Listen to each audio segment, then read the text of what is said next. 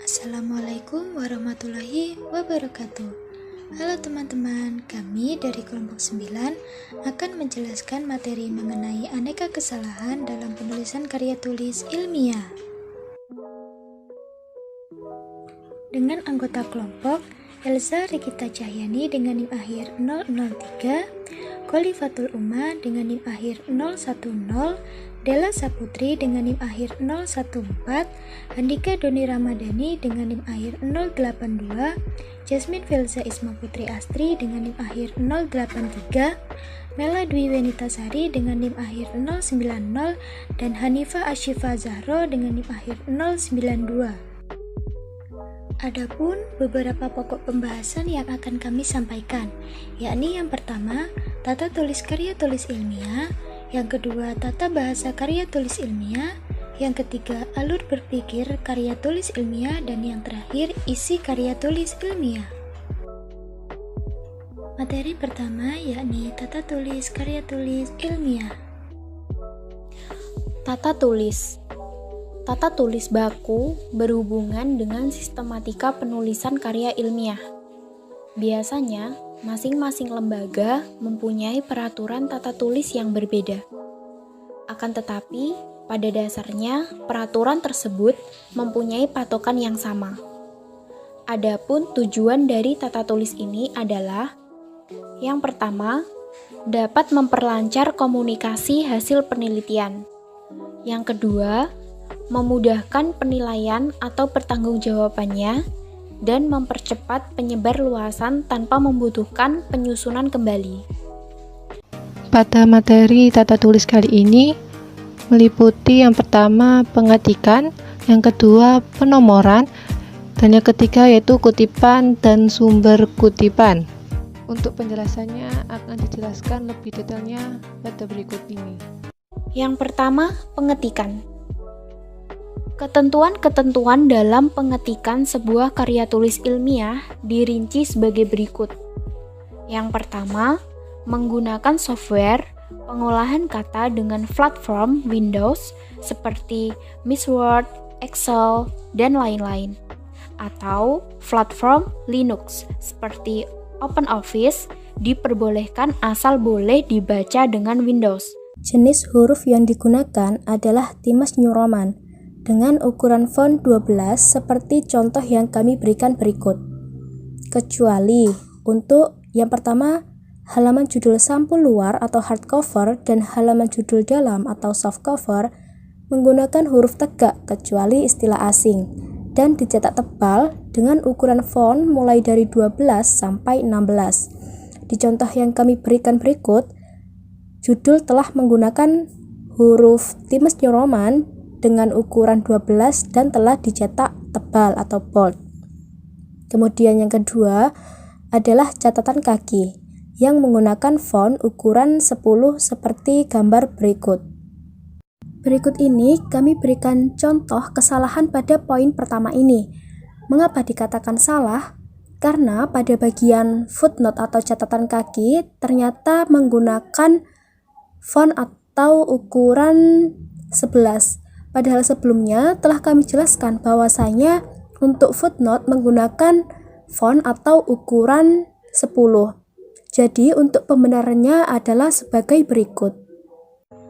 Kemudian selanjutnya huruf tebal digunakan untuk judul dan sub-sub yang meliputi subbab, subbab yang memberikan penekanan, pembedaan, dan sejenisnya. Contoh kesalahan pengetikan huruf tebal. Pada gambar sudah ditampilkan bahwasanya ada contoh kesalahan terkait dengan subbab, yang mana pada contoh bab 1 kromosom 2 spesies. Padahalnya tersebut termasuk kesalahan karena pada subbab seharusnya menggunakan huruf tebal seperti pada contoh yang benar yang di bawahnya sudah dicantumkan bahwasanya pada subbab seharusnya menggunakan huruf tebal atau bold untuk subbab. Yang ketiga, huruf miring. digunakan untuk istilah dalam bahasa asing atau bahasa daerah, memberi penekanan pembedaan yang termasuk pembedaan di sini adalah subjudul yang hierarkinya tidak setingkat dan sejenisnya. Judul subbab dibuat dengan mengkombinasikan huruf miring dan huruf tebal. Judul subbab, dan seterusnya dibuat dengan huruf miring biasa. Contoh kesalahan pada huruf miring terdapat pada gambar tersebut dengan kata social distancing, yang mana kata tersebut menggunakan bahasa asing, sehingga seharusnya menggunakan huruf miring dengan kata social distancing karena menggunakan bahasa asing. Selanjutnya, batas tepi atau margin. Yang pertama tepi atas yaitu 4 cm, yang kedua tepi bawah yaitu 3 cm, yang ketiga tepi kiri yaitu 4 cm, dan yang keempat tepi kanan yaitu 3 cm. Contoh kesalahan pada batas tepi atau margin, yang mana pada contoh jurnal tersebut menggunakan batas tepi atau margin dengan 2,54 cm. Itu termasuk kesalahan pada batas tepi. Dan untuk contoh kebenarannya yaitu seperti pada gambar tersebut, bahwasanya untuk batas tepi atau margin menggunakan margin atas 4, margin kanan 3, margin bawah 3, dan margin kiri 4 cm. Selanjutnya, sela ketukan atau indensi selebar 1 cm. Indensi tab dipakai pada baris pertama alinea baru. Indensi gantung digunakan untuk daftar pustaka. Contoh kesalahan pada sela ketukan atau indentasi, bahwasanya pada contoh kesalahan tersebut pada alinea pertama menggunakan spasi 1,5. Seharusnya yang benar adalah menggunakan 1 cm pada alinea pertama. Selanjutnya yaitu spasi awal, bagian isi dan bagian akhir. Bagian awal dari karya ilmiah yang terdiri dari halaman judul, halaman pengesahan, halaman pernyataan, abstrak, riwayat hidup, kata pengantar, daftar isi, daftar tabel, daftar gambar, dan daftar lampiran. Spasi yang digunakan adalah yang pertama, pernyataan ditulis dengan spasi tunggal. Yang kedua, riwayat hidup dan kata pengantar ditulis dengan spasi ganda. Yang ketiga, abstrak antara 150 sampai dengan 250 kata dalam satu halaman ditulis dengan menggunakan spasi tunggal. Yang keempat, daftar isi, daftar tabel, daftar gambar, daftar lampiran yang disusun dengan menggunakan spasi tunggal. Kemudian selanjutnya bagian isi karya ilmiah, meliputi bab 1 sampai bab terakhir yang disusun menggunakan spasi ganda. Selanjutnya bagian akhir karya ilmiah, terdiri dari daftar pustaka yang mana daftar referensinya memakai spasi tunggal dan indensi gantung atau jarak antara referensi dengan spasi ganda, dan lampiran yang ditulis dengan spasi tunggal atau disesuaikan dengan bentuk atau jenis lampiran. Contoh kesalahan pada bagian akhir atau daftar pustaka. Pada contoh tersebut dikatakan salah karena pada daftar pustaka menggunakan spasi 1,5, yang mana seharusnya daftar pustaka yang benar adalah menggunakan spasi 1,0. Selanjutnya judul karya ilmiah, bab, subbab, dan lain sebagainya. Yang pertama, judul karya ilmiah dengan bab.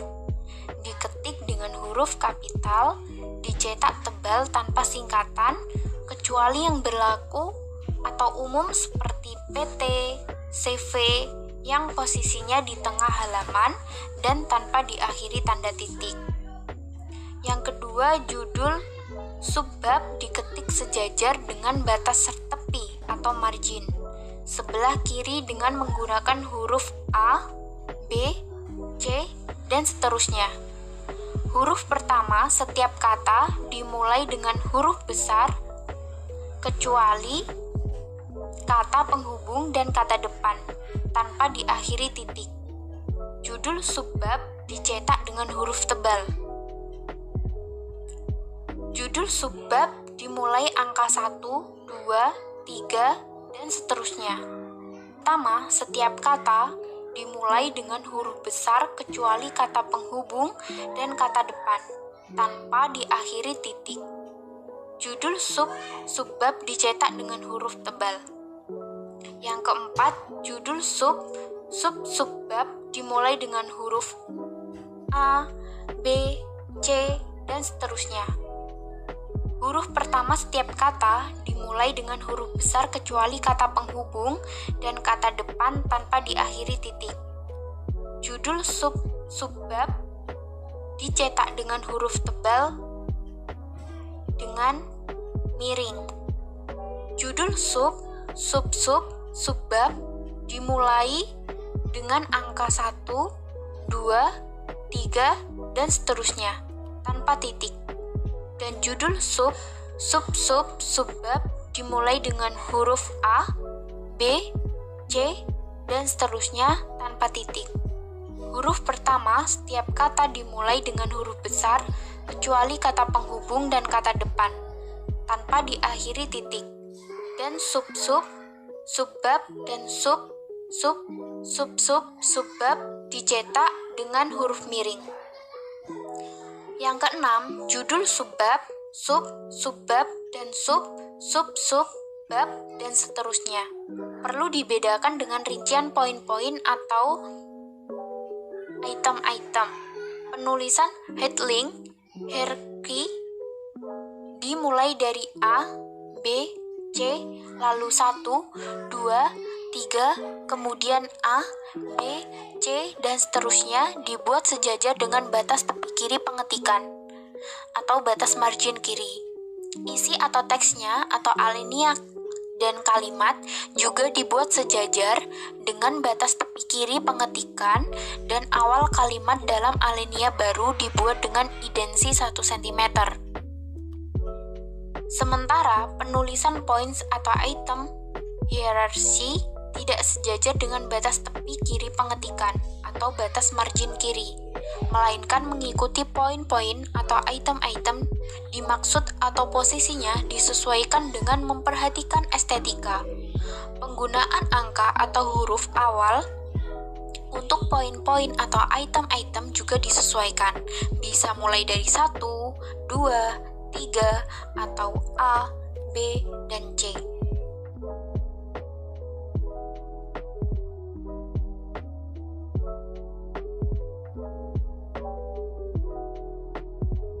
Yang ketujuh, sepanjang memungkinkan, hindari penggunaan hierarki subjudul yang terlalu banyak tingkatannya, atau subbab, dan seterusnya. Hal ini bisa dilakukan dengan memanfaatkan penggunaan rincian poin-poin atau item-item. Berikut adalah contoh kesalahan pengetikan. Kesalahan tersebut seringkali dilakukan oleh mahasiswa karena tidak memahami bagaimana cara penulisan abstrak yang baik dan benar. Untuk menghindari kesalahan tersebut, maka mahasiswa diminta untuk lebih berhati-hati dan rajin untuk membaca panduan menulis karya ilmiah. Pada contoh abstrak gambar tersebut, terdapat kesalahan penulisan dengan membuat isi abstrak bercetak miring dan menggunakan bahasa Indonesia. Seharusnya isi abstrak tidak bercetak miring karena abstrak yang ditulis di atas menggunakan bahasa Indonesia. Karena pada dasarnya isi abstrak jika menggunakan cetak miring yaitu dengan menggunakan bahasa Inggris. Penomoran. Bagian ini dibagi menjadi penomoran halaman, tabel, dan gambar. Berikut adalah penjelasannya. Yang pertama, penomoran halaman. Ketentuan-ketentuan dalam penomoran halaman seperti halaman-halaman awal, halaman judul bab, halaman teks utama, dan lain sebagainya adalah sebagai berikut. Yang pertama, bagian awal karya ilmiah, yaitu halaman judul, halaman pengesahan, halaman pernyataan, abstrak, riwayat hidup, dan pengantar, daftar isi, daftar tabel, daftar gambar, dan daftar lampiran diberi nomor halaman dengan angka Romawi kecil dan ditempatkan di tengah bagian bawah. Halaman judul tidak diberi nomor tetapi tetap dihitung. Yang kedua, mulai dari bab 1 sampai dengan halaman terakhir pada daftar pustaka diberi nomor halaman dengan angka Latin. Nomor halaman ditempatkan di sebelah kanan atas kecuali bab baru yang tidak diisi nomor halaman. Yang ketiga, data yang mendukung penelitian disajikan dalam lampiran yang disajikan menurut kelompoknya tanpa diberi nomor halaman. Berikut adalah contoh kesalahan pada penomoran halaman. Bahwa pada contoh gambar tersebut terdapat kesalahan penulisan halaman karena pada daftar isinya menggunakan angka dan judul halaman atau cover diberi nomor halaman. Dan berikut ini contoh penulisan penomoran halaman yang benar. Seperti dicontoh, pada cover tidak menggunakan penomoran halaman. Kemudian dilanjut dengan lembar pengesahan abstrak kata pengantar daftar isi menggunakan angka Romawi kecil. Dan untuk pada bab 1, bab 2, bab 3, dan seterusnya menggunakan angka 1, 2, 3, dan seterusnya. Seperti halnya pada contoh gambar tersebut, terdapat daftar isi terkait dengan halaman judul, kata pengantar, abstrak, daftar isi menggunakan penomoran angka Romawi. Dan untuk selanjutnya itu bab 1, bab 2, bab 3, bab 4, bab 5 sampai dengan lampiran menggunakan angka 1, 2, 3, dan seterusnya. Penomoran tabel. Ketentuan pembuatan dan penomoran tabel adalah sebagai berikut. Yang pertama, tabel dalam bagian isi karya ilmiah berisi ringkasan data-data penelitian yang penting. Kedua, tabel disajikan di tengah, simetris atau sejajar dengan batas tepi kiri dan kanan pengetikan. Ketiga, kolom-kolom disusun rapi sehingga mudah dibaca. Keempat, jarak antara baris dalam tabel adalah 1 spasi. Kelima, garis batas tabel tidak melampaui batas tepi kertas. Yang keenam, kolom tabel diletakkan sejajar dengan panjang kertas. Yang ketujuh, tabel boleh diletakkan di tengah halaman di antara baris-baris teks. Dalam hal ini, jarak tabel dan kalimat di bawahnya adalah 2 spasi. Kedelapan, di atas garis batas tabel dituliskan nomor dan judul tabel dengan ketentuan. Yang pertama, jika judul tabel terdiri dari 2 baris atau lebih, maka spasi yang digunakan adalah 1 spasi. Baris terakhir judul terletak 2 spasi di atas garis batas atau tabel. Yang kedua, nomor tabel terletak 2 spasi di bawah baris terakhir teks. Nomor tabel terdiri dari 2 bagian. Bagian pertama menunjukkan nomor bab tempat tabel itu dimuat, dan bagian kedua menunjukkan nomor urut tabel pada bab itu. Tabel yang memerlukan kertas yang lebih besar dari halaman naskah dapat diizinkan, akan tetapi sebaiknya hanya tabel yang jika dilipat 1 kali sudah mencapai ukuran halaman naskah yang dimasukkan dalam teks. Yang ketiga, dalam setiap tabel tentang data, di bawah tabel dicantumkan sumbernya dengan ukuran huruf 10 dengan spasi tunggal. Berikutnya yaitu penomoran gambar. Ketentuan pembuatan dan penomoran tabel adalah sebagai berikut. Yang pertama, yang dimaksud dengan gambar adalah bagan, grafik, peta, diagram, atau foto. Kedua, garis batas gambar diletakkan sedemikian rupa sehingga garis batas tersebut tidak melampaui batas tepi kertas. Ketiga, untuk gambar besar, ukurannya diatur agar sejajar dengan batas tepi kiri dan kanan pengetikan. Sedangkan untuk gambar kecil yang tampilannya menjadi kurang bagus, apabila diperbesar, atur ukuran dan posisinya simetris dengan batas tepi halaman. Keempat, di atas gambar disajikan nomor dan judul gambar dengan ketentuan. Pertama, jika judul gambar terdiri dari 2 baris atau lebih, spasi digunakan adalah spasi tunggal. Baris terakhir judul terletak 2 spasi di atas gambar. Kedua, nomor gambar terletak 2 spasi di bawah garis terakhir teks. Nomor gambar terdiri dari 2 bagian. Bagian pertama menunjukkan nomor bab tempat gambar itu dimuat. Sedangkan bagian kedua menunjukkan nomor urut tabel pada bab itu. Gambar yang memerlukan halaman yang lebih besar dari halaman naskah disajikan sebagai lampiran. Yang ketiga, jika ada keterangan gambar tidak diletakkan di halaman lain. Penulisan kutipan dan sumber kutipan. Mengutip adalah proses memasukkan atau mengambil beberapa kalimat atau kata ke dalam sebuah karya tulis. Hariwijaya dan Triton mengatakan bahwa ketika mengutip perlu dipelajari bagaimana teknik pengutipan sesuai dengan standar ilmiah atau penambahan kata dengan oleh penulis.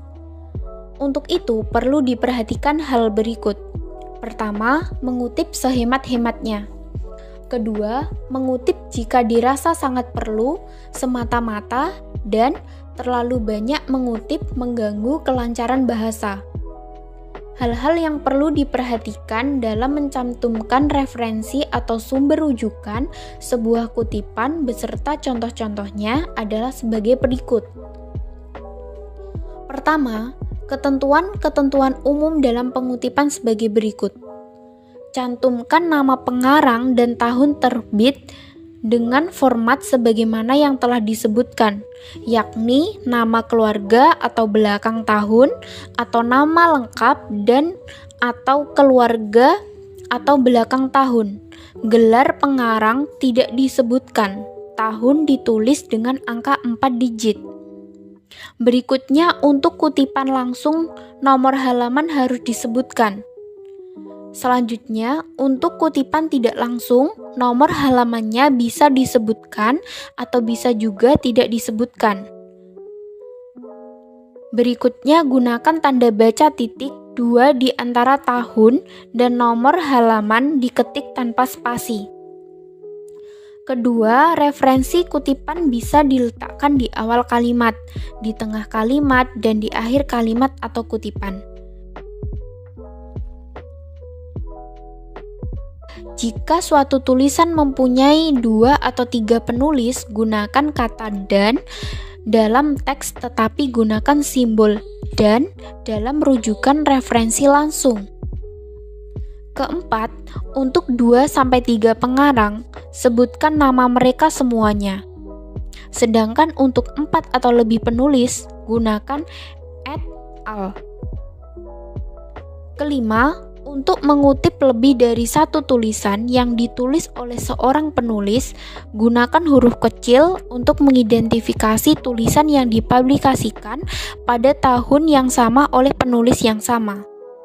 Keenam, jika penulisnya adalah korporat, lembaga, atau organisasi yang namanya cukup panjang, lengkap dari korporat, lembaga, atau organisasi ini ditulis ketika pertama kali disebut dan singkatannya diletakkan dalam tanda kurung. Untuk selanjutnya, penyebutannya cukup singkatan saja. Ketujuh, penulisan hasil wawancara. Yang pertama, mengutip beberapa kata penting dari ucapan narasumber. Dalam mengutip hasil wawancara, penulis bisa mengutip beberapa kata kunci atau kata yang penting yang pendek yang disampaikan oleh narasumber atau responden guna memberi tekanan atau untuk menunjukkan bukti-bukti verbal kepada pembaca. Kedua, mengutip kalimat yang diucapkan oleh narasumber apa adanya. Pengutipan kalimat narasumber apa adanya yaitu persis seperti apa yang disampaikan oleh narasumber yang jumlah katanya tidak lebih dari 3 baris atau lebih dari 3 baris mengikuti aturan penulisan kutipan langsung sebagaimana dijelaskan di depan. Ketiga, merujuk, meringkas atau menyimpulkan ucapan narasumber. Keempat, kutipan wawancara untuk menghindari pengulangan-pengulangan. Contoh kesalahan yang dilakukan oleh penulis atau peneliti pada penulisan karya tulis ilmiah yang ditemukan pada saat mengutip pendapat orang lain atau para ahli seperti yang terlihat pada gambar tersebut. Cara pengutipan pada gambar tersebut dinyatakan salah karena penulis menyertakan nama lengkap dari para ahli. Seharusnya penulis memahami bahwa cukup dengan menyertakan nama belakang dari para ahli tersebut. Materi kedua yakni tata bahasa karya tulis ilmiah. Tata bahasa dan gaya penulisan merupakan faktor utama dari permasalahan penulisan karya ilmiah. Kesalahan dalam tata bahasa yaitu kesalahan yang pada ejaan kata dasar, kesalahan penulisan kata serapan dan kata asing, akibat kurang pemahaman bahasa, tulisan, dan lisan. Berikut contoh kesalahan penulisan yang sering ditemui dalam karya ilmiah. Yang pertama, pemahaman eja kata tulisan dan lisan, yang seperti A, dia nampak lelah, dan yang B, dia tampak lelah. Pada contoh A adalah kesalahan ejaan karena pemakaian bahasa lisan yang digunakan dalam tulisan. Dan pada contoh B, pemakaian kata tampak untuk bahasa tulisan. Yang kedua, kata serapan. Contoh kesalahan penulisan dalam unsur serapan ini adalah seperti penulisan tersebut kurang tepat karena penulisan nama negara Cina ada huruf H setelah C, merupakan penulisan dalam bahasa Inggris, sedangkan penulisan yang benar dalam bahasa Indonesia adalah CINA tanpa huruf H. Jadi, tuntutlah ilmu ke negeri Cina. Jika menuliskan ke Cina dengan huruf H, pastikan menuliskannya dengan font miring atau italik. Dan yang ketiga, kesalahan bahasa dan lisan. Contoh kesalahan tulis yang mencantumkan bahasa lisan adalah seperti kata bergaris bawah berikut ini. A. Hasil analisis nampak dalam tabel 1.1. Perbaikan. Saran untuk kesalahan tersebut adalah tampak. Kata dasar adalah tampak. Tidak ada kata dasar nampak. Yang B.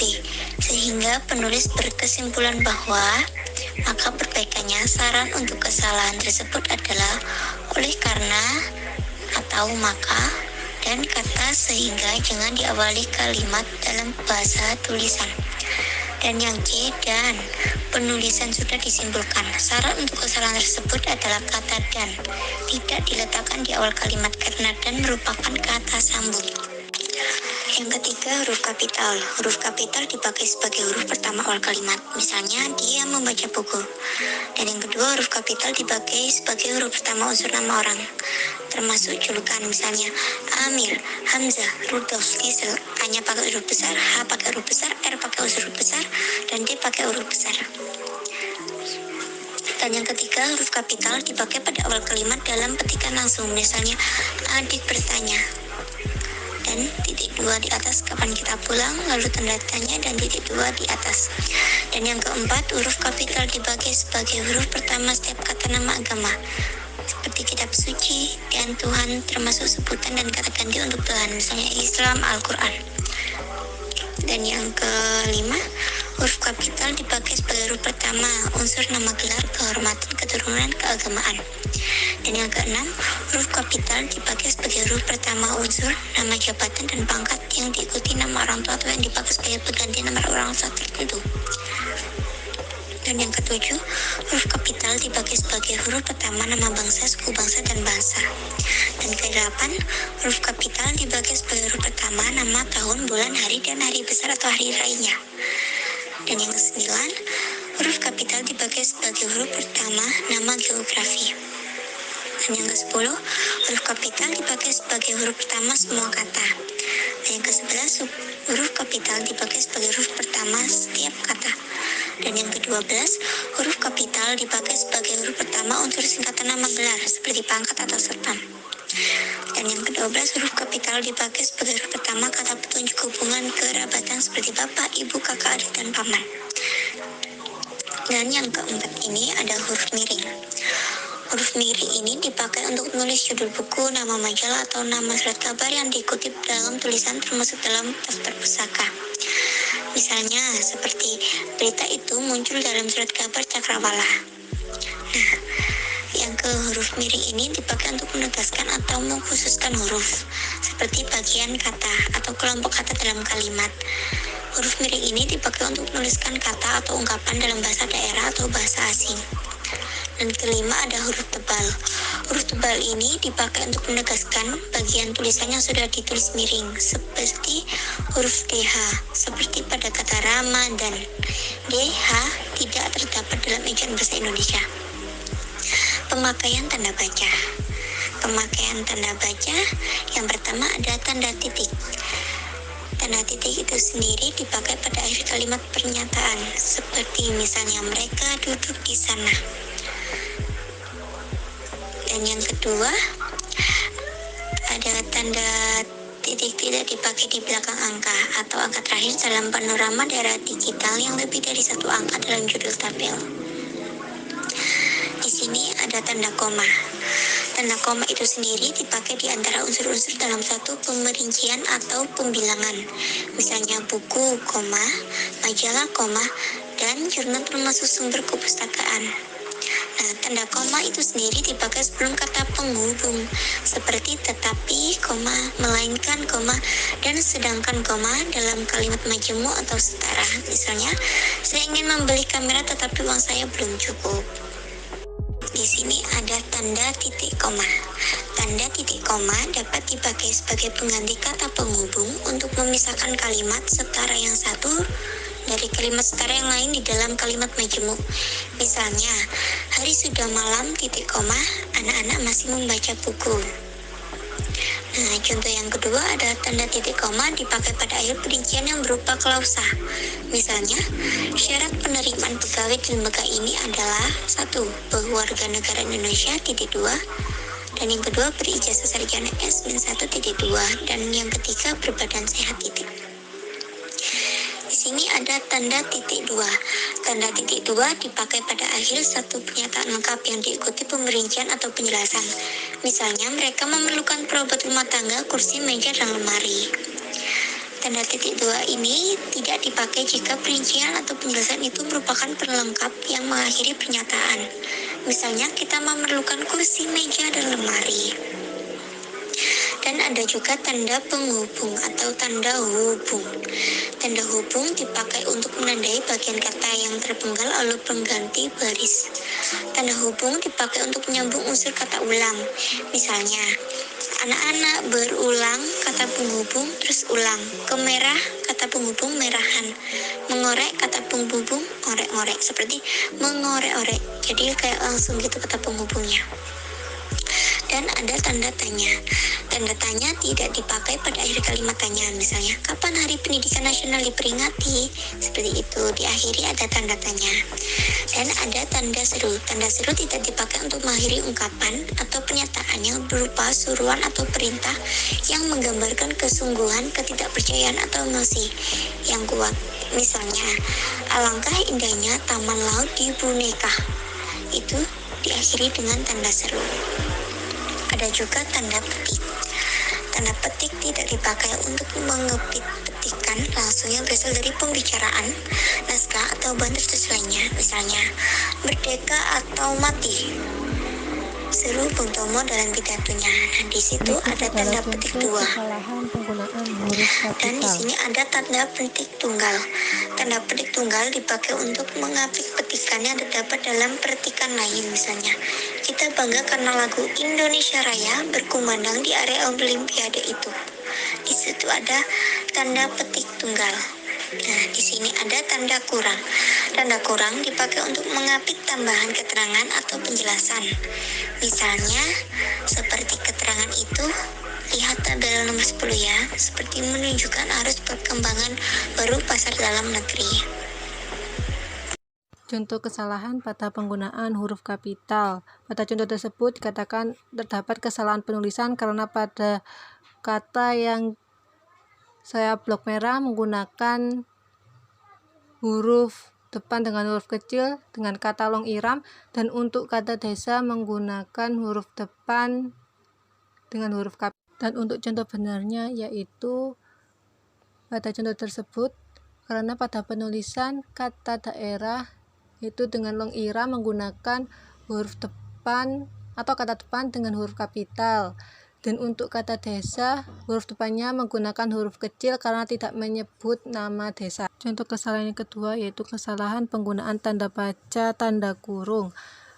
Pada contoh tersebut terdapat kesalahan karena setelah penggunaan tanda buka kurung diberi spasi sebelum kata, begitupun akhir dari kata sebelum tanda tutup kurung diberi spasi. Dan untuk contoh kebenaran penulisan tanda baca tanda kurung yang benar seperti pada contoh tersebut, karena pada penulisan penggunaan tanda buka kurung sebelum kata tidak diberi spasi dan begitupun sebelum tanda tutup kurung tidak diberi spasi.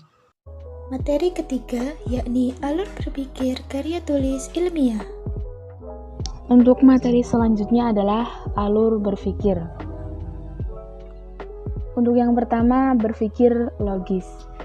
Berpikir logis adalah suatu proses berpikir dengan menggunakan logika, rasional, dan masuk akal. Logika adalah ilmu yang mengkaji pemikiran, karena pemikiran selalu diekspresikan dalam kata-kata. Maka, logika juga berkaitan dengan kata sebagai ekspresi dari pemikiran. Dengan berpikir logis, kita akan mampu membedakan dan mengkritisi kejadian yang terjadi pada saat ini, apakah kejadian-kejadian itu masuk akal dan sesuai dengan ilmu pengetahuan ataukah tidak. Contoh realnya, ketika seseorang siswa atau peneliti melakukan metode ilmiah, maka pelaku ilmiah ini harus melakukan kegiatan ilmiah tersebut dengan berpikir secara logis.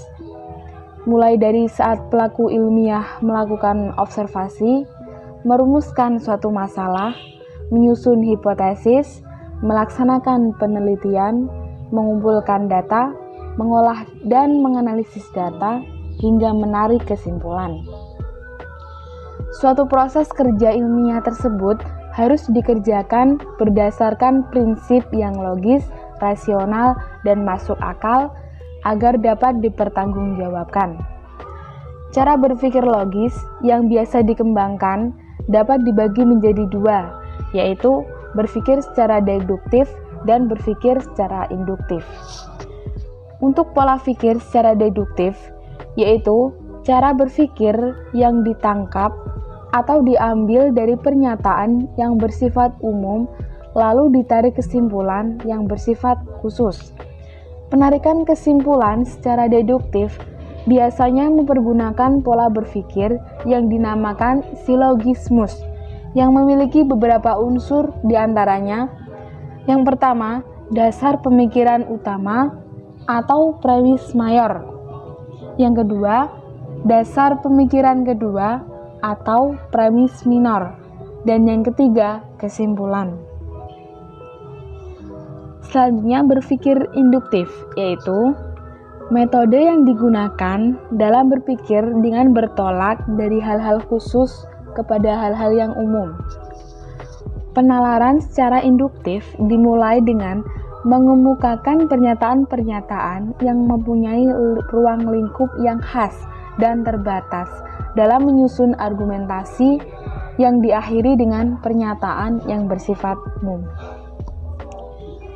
Untuk yang kedua adalah berpikir kritis.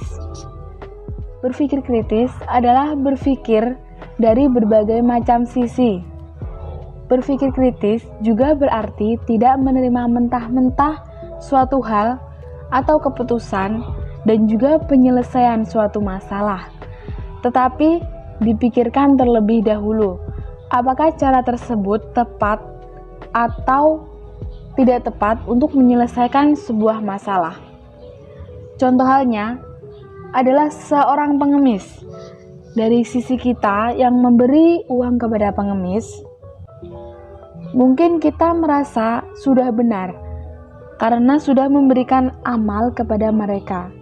Tetapi jika kita berpikir dari sisi lain, sebenarnya itu hanya akan membuat pengemis menjadi malas mencari kerja dan hanya meminta-minta saja. Itulah gunanya berpikir secara kritis. Jadi, kita tidak menyikapi suatu masalah hanya dari satu sisi, tetapi dari berbagai macam sisi dan juga sudut pandang. Untuk yang ketiga, yaitu berpikir kreatif. Berpikir kreatif berarti berpikir untuk mencari banyak kemungkinan dan cara yang tidak terpikirkan oleh orang lain dalam menyelesaikan sebuah masalah. Berpikir dengan kreatif sangat dibutuhkan dalam menyelesaikan masalah karena kita stuck dalam suatu masalah dan tidak menemukan jalan keluar. Disinilah orang yang berpikir kreatif unggul akan dapat menyelesaikan sebuah masalah. Contoh halnya adalah mengenai pengemis tadi. Jika kita berpikir dengan kreatif, maka kita akan berpikir, mengapa kita memberi sedekah untuk para pengemis? Bukankah itu hanya akan membuat pengemis menjadi malas dan tidak mau bekerja?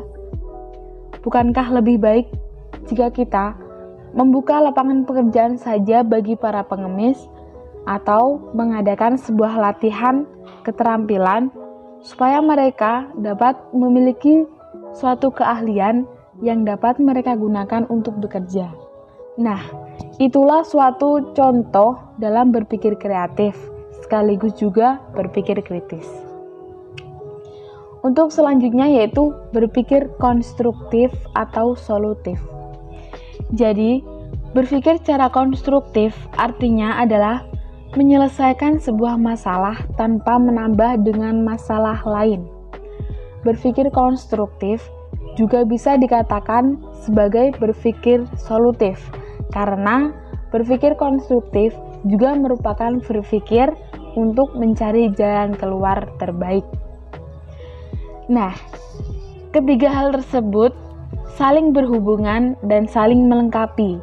Misalnya, berpikir kritis tanpa berpikir konstruktif bisa saja menghasilkan pemecahan masalah yang tidak benar dan menyebabkan masalah lain. Berpikir konstruktif tetapi tidak dapat berpikir kreatif juga tidak dapat memecahkan sebuah masalah. Karena jika kita tidak berpikir kreatif, maka kita tidak akan dapat menemukan banyak cara atau jalan untuk menyelesaikan permasalahan. Kita hanya terfokus pada cara tertentu, walaupun cara tersebut konstruktif, belum tentu cara tersebut adalah cara yang terbaik untuk menyelesaikan permasalahan itu.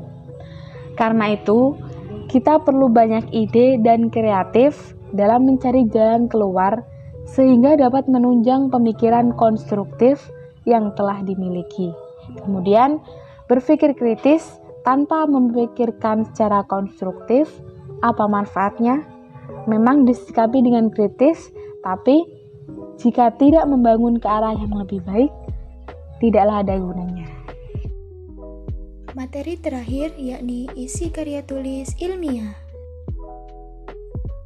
Kesalahan isi. Ketika dalam proses penulisan naskah, ada kemungkinan terdapat ide yang tercecer, ada pemikiran yang terputus, dan ada uraian yang tidak relevan. Maka, dalam penyuntingan tahap awal ini difokuskan dulu pada isi naskah dan tidak perlu memikirkan ejaan, perhurufan, pengetikan, maupun layoutnya. Pada langkah ini perlu kecermatan tersendiri dalam pemahaman isi. Perhatikan kalimat yang satu dengan kalimat yang lain, lalu dari alinea satu ke alinea lain. Hubungan antar kalimat dan antar alinea mestinya merupakan mata rantai pemikiran yang sambung menyambung. Tidak kalah pentingnya juga, perlu dicermati aktualitas, ketepatan, data kebenaran pada data, grafik, tabel, foto, bahkan yang disajikan dalam naskah sebab kesalahan data bisa berakibat fatal. Isi atau materi yang terdapat dalam bentuk teks buku diibaratkan sebagai gizi sebuah buku. Ketebalan atau tipisnya halaman buku terletak pada banyak atau sedikitnya materi buku yang dituliskannya. Karya tulis ilmiah yang akan diterbitkan memerlukan ketebalan yang memadai agar buku itu secara estetika enak dipandang atau disimpan. Ketebalan buku berkaitan dengan jumlah halaman yang menggambarkan isi atau materi. Buku yang jumlah halamannya kurang tidak memberikan daya tarik, terutama untuk penyimpanan dan pendokumentasian. Penyuntingan terhadap isi karya tulis ilmiah dapat dilakukan dengan cara pengurangan, penggantian, dan penambahan isinya yang relevan dengan topik dan tema kajiannya. Pengurangan terhadap isi atau materi bila memang dianggap tidak relevan dengan topik kajiannya, kemudian menggantinya dengan suatu topik yang sedang dibahas. Kalau kemungkinan ada sumber lain yang lebih aktual dan akurat, seorang penulis dapat saja menambahkan isi atau materi itu untuk melengkapinya. Misalnya, grafik, tabel, atau data lain yang dianggap perlu. Proses editing atau penyuntingan ini dilakukan selain berkaitan dengan akurasi data, informasi yang faktual, juga menambah wawasan ilmu dan pengetahuan bagi penulis dan pembacanya. Dengan demikian, dapat menambah ketebalan halaman buku secara langsung, hingga mencapai ukuran ideal sebuah buku mata ajar kuliah yang akan diterbitkan. Namun begitu, seorang penulis jangan terjebak oleh suatu keinginan hanya untuk mempertebal jumlah halaman tanpa memerhatikan isi atau materi yang dituliskannya. Setelah penyuntingan isi ini dianggap selesai, baru dilakukan penyuntingan sistematika penulisan. Sebab, bisa jadi ketika menulis naskah tidak terfikirkan sistem penulisan. Dalam hal ini, yang perlu diperhatikan adalah cara-cara penulisan pendahuluan, latar belakang, pembahasan, penutup, dan lainnya sesuai dengan jenis tulisannya. Kesalahan lain yang juga termasuk dalam kesalahan isi karya tulis ilmiah diantaranya adalah yang pertama, ketidaksesuaian analisis dengan identifikasi masalah. Pengertian umum identifikasi masalah merupakan janji yang dikeluarkan oleh penyusun karya ilmiah. Berarti, janji ini harus ditepati melalui analisis yang sesuai. Namun, banyak analisis yang dilakukan tetapi tidak sesuai dengan identifikasi masalah yang diajukan. Contoh, pertanyaan atau rumusan masalah dalam penelitiannya ada 3, tetapi di analisisnya ada 4 atau sebaliknya. Adapun contoh lain di mana di dalam penyusunannya tidak menerapkan teori saat melakukan penelitian. Hal ini umum terjadi pada skripsi yang ditulis oleh mahasiswa jenjang sarjana. Hal ini merupakan kelemahan mahasiswa sarjana atau strata 1 di mana di dalam analisis biasanya teorinya tidak dipakai. Kemudian yang kedua, tidak fokus ke masalah. Mahasiswa sering tidak fokus dalam menjelaskan tema penelitian. Hal ini bisa terlihat dari bab pertama atau pendahuluan di mana yang menjadi mukadimah suatu karya tulis ilmiah. Kadang mahasiswa menulis pendahuluan untuk menjelaskan paparan yang dengan terlalu luas. Padahal lebih akuratnya fokus langsung menjelaskannya tema dari analisis penelitian. Jadi, sekarang untuk menulis sebaiknya temanya langsung diangkat dalam tulisan supaya orang tertarik untuk membaca tulisan. Baik, mungkin itu saja yang dapat kelompok kami sampaikan. Kurang lebihnya mohon maaf. Terima kasih. Wassalamualaikum warahmatullahi wabarakatuh.